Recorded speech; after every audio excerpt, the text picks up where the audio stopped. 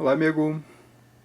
Um vídeo aqui sobre o Polivox AP800, um amplificador clássico da nossa indústria nacional, Polivox. Eu estou retomando aqui os trabalhos, então saquei aqui a placa do volume, do bass e do treble, para poder ter acesso aqui à chave do loudness. Em outros vídeos já tinha comentado sobre esse amplificador, que a posição da chave está errada. Então notem que aqui embaixo na serigrafia está escrito ON, né? Ou seja, o loudness liga quando a gente puxa para baixo, tá? Então, posição ON para baixo. Então, eu percebi que está virado, ou a serigrafia está virada, né?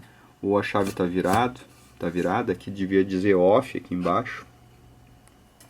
Mas notem aqui que a chave, ó, vejam, isso aqui é tape, tape e loudness, tá? Ó, tape, tape e loudness. Então notem que a chave está para baixo, né? E eu tenho aqui uma saída do amplificador flat. Isso aqui é o software Arta, para quem não conhece. Eu não ensino o uso dele, tem vídeos em outros canais, por exemplo do Renato Brant, que ele ensina bastante a usar esse software, tá? Então aqui eu tenho o sinal vindo do Arta, do computador, né, com o software Arta. Então aí ele coloca um ruído rosa no amplificador e o amplificador devolve aqui nesse outro cabo, na saída aqui de pré-out, devolve para o computador o ruído que ele está processando, né? Então, quando a gente passa aqui dentro do amplificador, o amplificador faz alguns processos, por exemplo, o processo de loudness, então, um processamento de sinal, digamos assim. Não é um processamento digital, mas é um processamento. Vejo aqui, ó, que a gente tem, com o loudness desligado, a gente tem uma resposta flat do amplificador, onde os graves e os agudos e os médios estão nivelados, tá? Então esse tipo de sinal flat, muito pouca gente vai conseguir usar, porque precisa de caixas flat, ou seja, caixas que reproduzam os graves e os agudos de maneira adequada, sem precisar de reforço. Então são caixas que no Brasil a gente praticamente desconhece. Então, nosso normal, né, como um povo, é ter que usar o controle tonal e o loudness para tentar consertar a resposta das nossas caixas acústicas, né? Por exemplo, se eu girar aqui, ó, o bass, deixa eu mostrar aqui tudo junto, ó.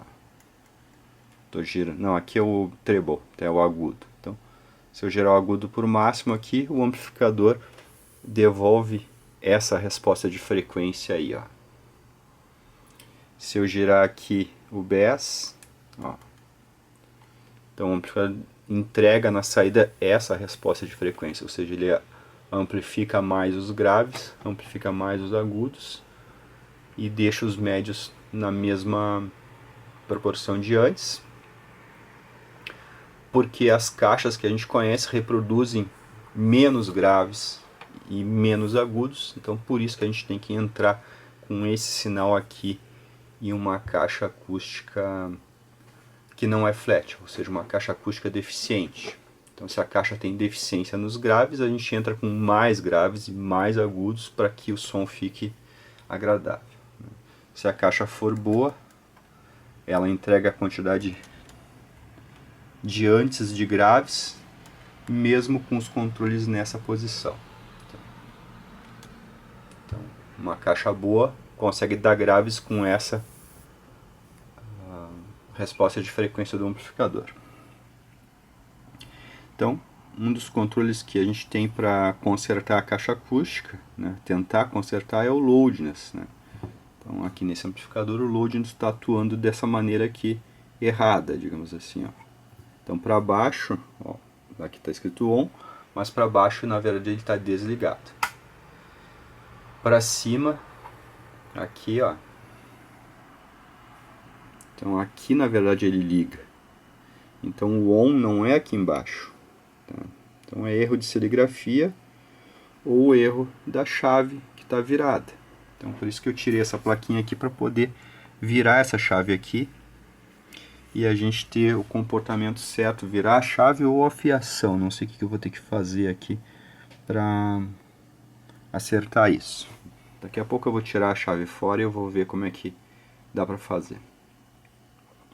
Então nesse amplificador aqui, uma curiosidade, né, sobre esse amplificador. Eu não sei se todos os AP800 estão com essa característica de estar com a chave loadness virada, mas esse aqui em especial tá. Pode ter sido um erro de montagem, né? Um erro de serigrafia, várias coisas podem ter acontecido. Então vou também aproveitar aqui que está tudo ligado, né? Muita gente acaba usando os seus amplificadores com o loadness ligado e mais o controle de graves e agudos. Então vejam aqui, ó, aumentei tudo que dá o agudo, aumentei tudo que dá os graves. Então a gente tem o amplificador amplificando muitas vezes mais a região dos graves, ou seja, o ganho do amplificador aqui para os médios é, por exemplo, 10, 20, por exemplo, e aqui o ganho é, por exemplo, 100, né? Então aqui para os agudos mais ou menos um ganho perto de 100 também. Isso justifica usar uma curva dessas quando a caixa tem muita deficiência, ela não consegue pôr graves, então as pessoas acabam tendo que usar junto o tonal no máximo e o loadness ligado, e muitas vezes mais o equalizador para aumentar mais isso aqui ainda, para corrigir a realidade das caixas acústicas brasileiras. Então é um fato, né? A gente, como um povo, é muito deficiente, né? Muito carente de boas caixas acústicas que consigam nos entregar um som bom, mesmo com esses controles aqui desligados. Nesse ponto aqui, ó, onde o amplificador está flat, aqui é o ponto que o amplificador está mais fiel possível. Então aqui não está havendo praticamente adianto nem atraso de fase, não está havendo distorções de fase. Tá? O controle tonal adiciona um pouquinho de distorção harmônica, mas isso é insignificante, mas ele adiciona. Mas o pior que ele faz é mexer na fase do sinal. Eu tenho vários outros vídeos tratando sobre esse detalhe da distorção de fase. Tá? Não é uma coisa que vai deixar o som ruim, desagradável, coisa e tal, mas não é mais o mesmo som, né? Ou seja, o mesmo sinal que entrou no amplificador. Se o amplificador alterar a fase ou alterar a amplitude, por exemplo, o amplificador está fazendo esse tipo de coisa aqui, ó. Tá? Eu entro com o áudio correto nele e ele está me tirando uma região do áudio. Então isso é uma distorção de tonalidade, uma distorção de amplitude, digamos assim. Aqui a resposta do amplificador devia ter essa amplitude aqui e tem essa. Então é um problema, digamos assim, né? Ou o amplificador está entregando menos agudos, né? Por exemplo, aqui a gente nota que o amplificador tem o som mais abafado do que os outros aparelhos. Então, por exemplo, ele tem nativamente essa curva aqui, né? Ele não consegue fazer essa reta aqui que esse nosso AP800 aqui está conseguindo fazer. Tá? Amplificadorzinho bem antigo aqui da Polivox, mas consegue fazer uma resposta de frequência bem flat, bem satisfatória, de 20 Hz a 20 kHz, ele está bem satisfatório. Tá? Aqui, esse amplificador aqui não tem aquele recurso que a gente desliga o controle tonal, então sempre fica um pouquinho irregular aqui. Se eu tentar dar um passo aqui no potenciômetro, ó, eu acabei passando muito aqui, mas se eu tentar dar um passo para frente aqui, ó, eu acabei subindo demais o ladinho aqui. E se eu der um passo para trás, porque esses potenciômetros são escalonados, eu acabo tirando aqui, ó. Então não tem uma posição certinha aqui, né, por causa do escalonamento que tem poucos passos aqui, ó. Ó. Então, um potenciômetro com poucos passos de escalonamento não vai nos dar um ajuste fino muito bom. Mas isso aqui está ótimo, tá? Essa linha aqui, essa resposta de frequência está ótima nesse amplificador. Então eu vou modificar aqui a chave. Daqui a pouco eu volto emendando um outro vídeo nesse daqui para dar o desfecho aí do mistério da chave de loadness do Polivox AP800 com atuação ao contrário.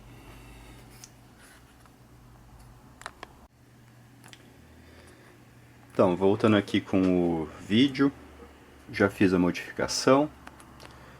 Temos agora aqui resposta flat com a chave na posição para cima. Então vejam, ou seja, a posição para cima é loadness desligado, posição para baixo é loadness ligado. Então vejam aqui como é que ficou. Deixa eu enquadrar tudo aqui. Então agora sim, ó, liguei o loadness, eu digamos que mudo o ganho do amplificador para certas frequências. Então notem que os médios ficam com o mesmo ganho. Ó, desliguei aqui. E os graves e os agudos ficam com mais ganho. Então o amplificador aplica mais ganho em algumas frequências, tá? Lembrando que o loadness ele é necessário em caixas que não tem a resposta minimamente boa, então não tem como fugir do loadness com a nossa realidade de brasileiro, né? Com a nossa realidade de caixas antigas brasileiras ou caixas antigas importadas, por exemplo, uma caixa Technics dos anos 70, final dos anos 70, início dos anos 80, também vai precisar do loadness, porque as caixas antigas não conseguiam colocar graves bons, né, graves de baixa frequência no ambiente, por causa das características da indústria de alto-falantes daquele tempo, né?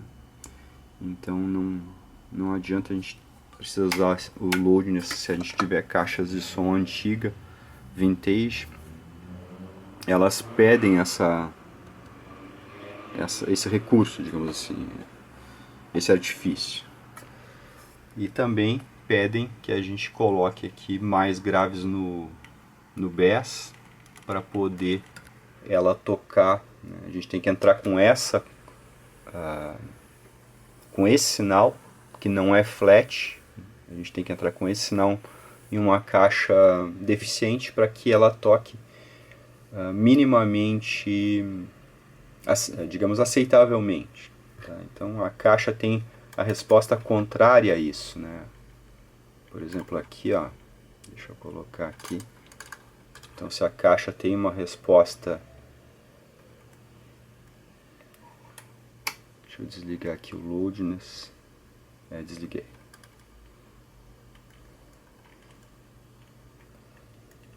Então se a caixa tem uma resposta assim, né, a gente entra com um sinal flat na caixa, ou seja, um sinal com essa característica plano, a caixa nos devolve um som com essa característica. Então muita gente acha que quando fleta os controles do amplificador está escutando um som flat. Não, ele está escutando a curva de deficiência da caixa acústica. Então fica o grave bem fraquinho e o agudo geralmente fica bem deficiente também. Mas aquilo é porque a caixa acústica não entrega corretamente as frequências. Por exemplo, a caixa acústica entrega uma resposta assim, tá? Se a gente entrar com um sinal flat nela, ela entrega isso aqui. Então a gente tem que entrar com um sinal corrigido nela, com mais graves e com mais agudos, para que ela entregue a média disso aqui. Então o amplificador entrega isso aqui, a caixa toca aqui embaixo, né? Então a gente vai ter a média disso, né?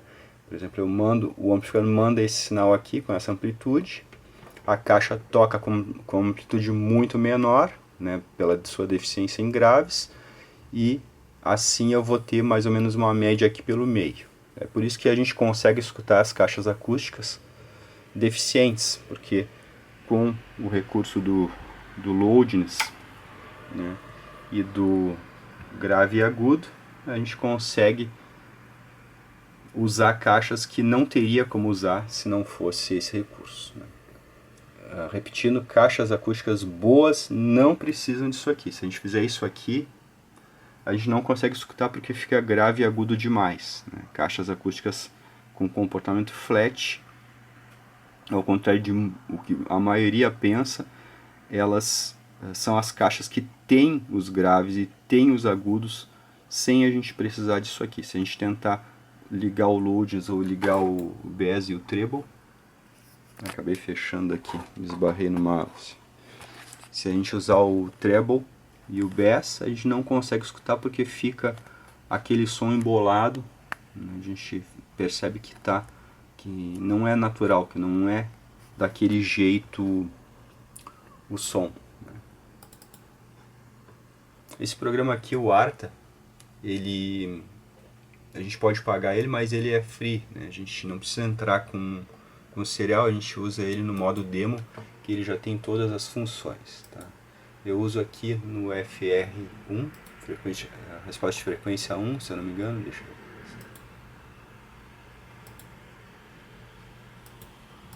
Vai ter que dar play aqui.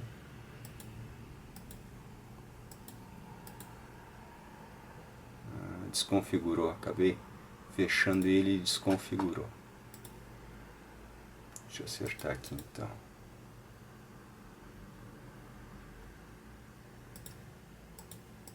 Para quem se interessa, né, a gente tem que configurar aqui os dispositivos de entrada e saída. Então é aqui. High Definition é a minha placa de som, então deixei as duas aqui corretamente configuradas. Vou acertar aqui a amplitude.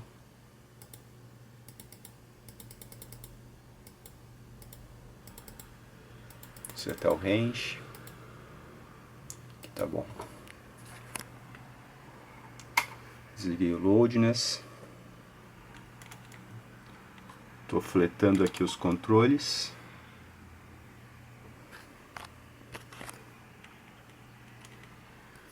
Pronto. Vou subir aqui a imagem.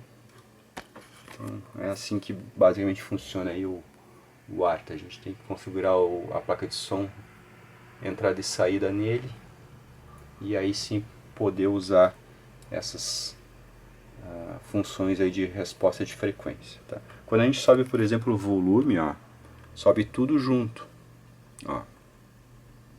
Então o volume sobe todas as frequências junto, né? O volume, ele sobe tanto o volume do 20 quanto do 50, ele sobe todos os volumes de todas as frequências juntas, né? Então isso é aumentar o volume. Se a gente aumenta só, por exemplo, aqui o agudo, ó, a gente aumenta o ganho do amplificador para essas frequências de agudo. Um dos problemas aqui do controle tonal é que ele começa a atuar aqui, por exemplo, no 2, ó, atua no 5, atua no 10, só que nessas frequências aqui, por exemplo, de 2 a 10, qualquer caixa toca certo. O problema está depois dos 10, então eu considero que os controles tonais, eles, para serem adequados, né, para a realidade das caixas de hoje em dia, eles teriam que começar a atuar depois dos 10 kHz, por exemplo, para os agudos. Não mexer aqui abaixo dos 10, tá?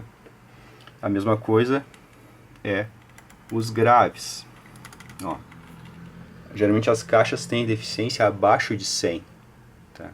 Olha só, o 100 está aqui, porém a caixa acabou mexendo aqui no 200 até nos 500 Hz, então mexendo uma parte que as caixas que existem no mundo real não tem deficiência. Então eu julgo que o controle tonal teria que atuar no máximo no caso de 0 Hz a 50 Hz por aí, abaixo de 100 teria que ser a atuação, né? O controle tonal não poderia mexer na frequência de 100 Hz para cima, então teria que ser uma coisa bem aqui no canto, compatível com a deficiência das caixas que existem hoje em dia. Porque esses controles tonais aqui que mexem na faixa larga, então veja que é uma faixa larga de frequência. Esses controles foram pensados nas caixas dos anos 30, dos anos 40, dos anos 20. E não mudaram. As indústrias foram evoluindo aqui, chegou nos anos 70, as caixas já eram bem diferentes, bem melhores que dos anos 30, mas a ideia do controle tonal ficou a mesma. As faixas de atuação de controle tonal ficaram iguais. Então, não é adequado. O controle tonal para caixas de um certo nível não é adequado. Nem o loadings, porque o loadings também pega a faixa larga. Deixa eu zerar aqui para mostrar, né? Novamente. Ó, o loadings, quando eu atuo ele pega em uma faixa larga. Ó. Isso aqui não condiz com a deficiência das caixas acústicas, né? Tudo bem que o loadings foi pensado na curva do ouvido humano, né? Tem toda essa explicação, mas a única justificativa dele estar aqui é porque a caixa precisa, tá? A caixa é muito mais deficiente que o nosso ouvido. Então, esse controle aqui, loudness, está aqui muito mais por causa das caixas que existiam nessa época aqui, anos 70, do que pela curva do nosso ouvido, tá? Então, por exemplo, a curva de audição do nosso ouvido não é a culpada de a gente não escutar os graves que saem das caixas comuns. Tá? A caixa comum é que é a culpada de a gente não escutar aquele grave, porque ela não reproduz, ela não tem cobertura naquelas frequências. Tá? Eu já tenho isso tratado em vários vídeos também, onde eu falo bastante sobre controles tonais, essas coisas, equalizador, tem playlist também sobre crossover equalizador, bastante coisa aí no passado do canal. Não deixem de acessar o passado do canal, porque tem muito conteúdo ainda sobre isso.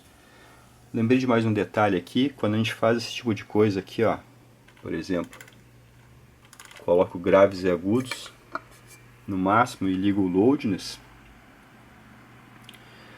eu estou fazendo com que o amplificador amplifique os médios, por exemplo, com 20 vezes de ganho e os graves com 100 vezes de ganho. Então, quando eu começar a subir o volume, tá, a primeira coisa que vai distorcer, porque eu vou chegar no teto de potência do amplificador, vai ser os graves e os agudos. Então, eu vou subindo o volume e as frequências graves vão começar a distorcer, e as frequências agudas vão começar a distorcer porque eu cheguei no topo de potência do amplificador muito antes dos médios.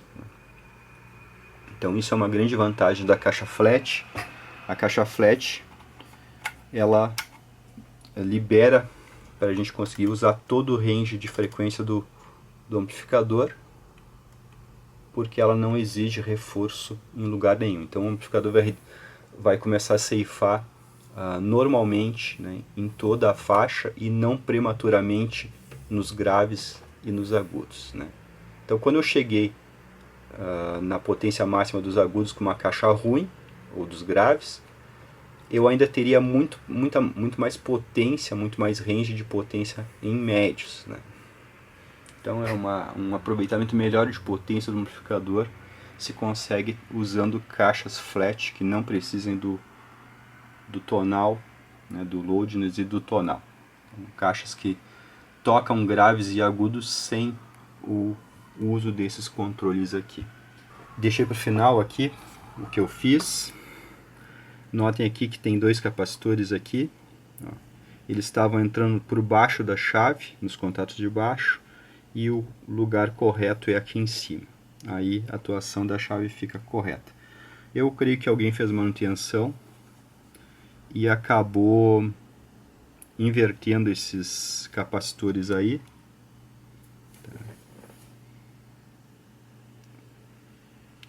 Em segundo lugar, eu pensaria que pode ter vindo direto de fábrica, mas não sei, né? Era bem artesanal a montagem desses amplificadores, pode ter acontecido também. Se alguém tiver um Polivox AP800 que esteja com a chave uma atuação ao contrário, se quiser deixar aí nos comentários, a gente conversa sobre isso, tá? Então é isso aí, um abraço.